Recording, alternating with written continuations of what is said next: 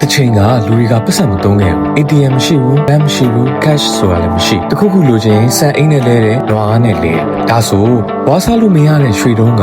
ဘာကြောင့်ကဘာပတ်စံဖြစ်သွားတာလဲဒီနှုန်းကလူတွေက barter system သုံးတယ် barter system ဆိုတာကငါ့မှာဆန်ရှိတယ်မင်းမှာအသေးရှိတယ်တဲ့လဲတာကို barter system လို့ခေါ်တယ်ဒါပေမဲ့ဒီ system မှာပြဿနာတစ်ခုရှိတယ်မင်းကဆန်မလိုချင်ဘူးဆိုရင်တော့လဲလို့မရတော့ဘူးဒါကြောင့်လူတွေကအားလုံးလိုချင်တဲ့အရာတစ်ခုကိုရှာလာကြတယ်အဲ့ဒီထဲမှာကြော်ကြားဆုံးကနွားဘာလို့နွားလဲ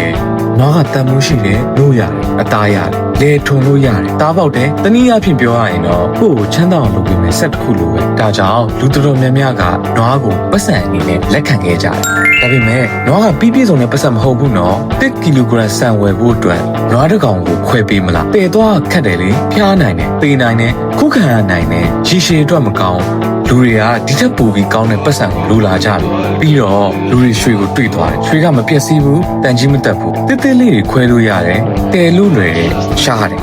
ပြီးတော့လှတယ်လေလူတွေကတောက်ပနေတဲ့ပစ္စည်းတွေဆိုအမြဲကြိုက်ကြတယ်ရွှေကလက်တွေ့ဆန်တဲ့ပစ္စည်းတစ်ခုတော့မဟုတ်ပေမဲ့ပြီးပြည့်စုံတဲ့ပတ်စံတစ်ခုတော့ဖြစ်လာခဲ့